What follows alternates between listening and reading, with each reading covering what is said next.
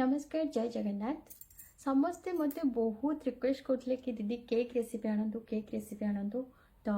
finally मुझे आज cake recipe नहीं आसी आई होप आप निश्चय भल लगे आउ रेसिपी आप निश्चय ट्राए करेंगे जो मैंने आगु केक रेसिपी जानते से तो मत कि शिखेबा पड़ोनी किंतु येस जो मैंने जानी ना मो भाया फर्स्ट टाइम केक बनाऊँ से निश्चय ए बेनिफिट मिल ए वीडियोटी हेल्पफुल हम निश्चय आई थिंक तो एंड सब इम्पोर्टेंट कथा है ए केक रे मु ना किसी फूड कलर यूज करुँची ना मु किसी केमिकल प्रोडक्ट यूज करुँची जहाँ भी बनाऊँ पूरा प्योर होम रेमेडी केक बना होची तो डेरी न करी सीधा चलतु जी किचन को आउ केक बनवाई मुझे प्रथम नहीं जाइए चीनी पाउडर आउ दही गोटे गिना तेल आपण आपण स्वाद अनुसार चीनी पाउडर ऐड करेंगे तापर से सबू को आम भल भाव मिक्स करदबा से पर्यंत गोलेबे जे पर्यंत चीनी पाउडर दही आउ तेल परस्पर सहित भल कि मिक्स हो नहांती तापर आम ये ऐड करबा मैदा को एमती अल्प अल्प कर पकईकी मिक्स करेंगे एका संगे जमार भी पकेबेनी एका संगे पकईले लम्स पड़े आसे भल कि गोले हुएनी आउ तापर केक भल बनेनी तो मुझे मैदा 2 गिना नहीं आपण आपण क्वांटिटी हिसाब रे जिनस ने जदि आपको बिग साइज रो केक दरकार आपण क्वांटिटी हिसाब रे मैदा ऐड करेंगे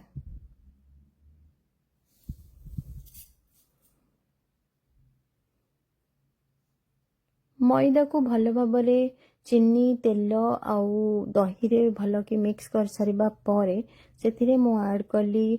सोडा 2 चम्मच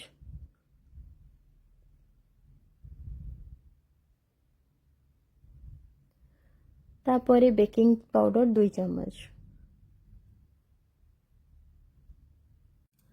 केक हो कि पिठा जे पर्यंत से खाइबा सोडा ऐड न होईची से पर्यंत पिठा कि केक स्पंजी बनेनी कि फुलेनी तो से आम ये बेकिंग पाउडर आउ खाइबा सोडा ऐड करले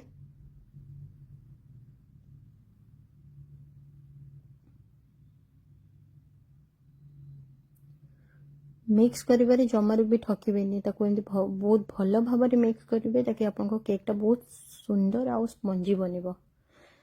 तापर ये मामा ओभन गरम कले केक बनैबा पाई से तेल टिके पकई चारिआड स्प्रेड करदेले एमती स्प्रेड कले कहीं ना आपण को केक बनैबा पाई इजी हबो और काढ़ीबा पाई भी इजी हबो केक टी कौन सी जगह भी लागबनी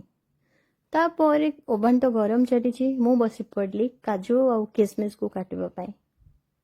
आपण माने केक बैटर प्रोसेसिंग देखिए ही जानी परिबे मु एथरे ना केमिकल यूज करिछि ना कौन सी प्रकार रो फूड कलर यूज करिछि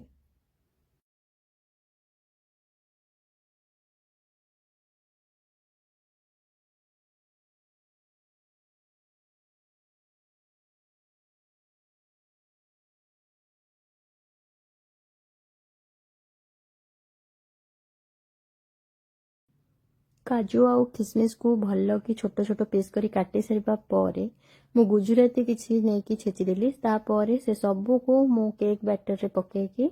मिक्स कर देली इठी मु गुजराती फ्लेवर पाई नै छी जहाँ को भल लगे गुजराती से माने ऐड करि परिबे आ जो मानन को भल लागेनी त माने गुजराती स्किप करि परिबे तो देखि पारथिबे केक बैटर केते थिक है कि बनी छी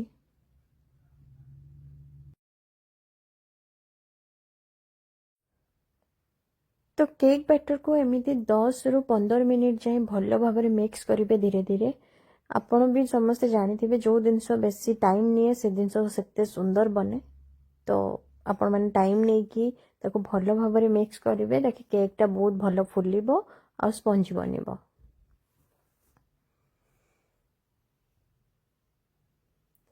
तो बैटर को मु बहुत भल भाव मिक्स कर सारिबा परे एठी मामा नहीं गले ताकू ओभन रे पकेबा पई आपण मैंने भाबुचंती कि मु आगुरु केक बनैछि जमर भी नहीं एटा मोर फर्स्ट टाइम आ मु फर्स्ट टाइम ही केक बनैली एक्चुअली मो शाशुर को जेबेठू आसी बहुत नुआ नुआ जिनस मु शिखेबा को पाउछि मो माने कहीं ना मु सेतेबेले शिखि पाउनथिली मते बिजी शेड्यूल टू टाइम होउनथिला जेहेतु शूटिंग चलथिला मोर एबे मु जेहेतु घरे अछि मते बहुत जिंस शिखिबा को मिलुछि और मते खुशी भी लागुछि जे मु एते सब जिंस शिखि पारुछि बैटर को एमती चारियाडे स्प्रेड करी पक्के सरबा परे ताकू आमे कुक हबा पई छाडी दबा बेसी टाइम लागिबनी केक बनिबा पई आपन को 20 रु 25 मिनिट ही लागिबो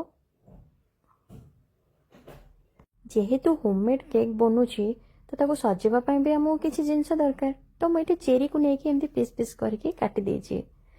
तो देखि पड़थिबे केक टी केते सुंदर भाबरे ऑलमोस्ट बनी गलानी ताको खाली बाहर काढी के ठंडा करिवार अछि केक को बाहर को काढ़ी सकी ठंडा करने को रखी देछि आ ता ऊपर मु चेरी को एमती चारियाडे स्प्रेड कर देछि ताकि तार गरम बांफ देरे चेरी रो फ्लेवर टा केक रे टिके मिसी जिवो आ भलो लागिवो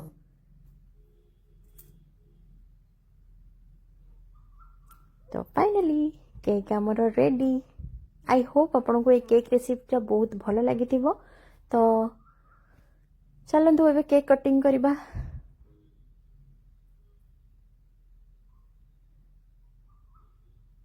केक रेसिपी आपन को केमिति लागिला मते निश्चय कमेंट माध्यम रे जणेबे आ आपन निश्चय ट्राई भी करिवे थरे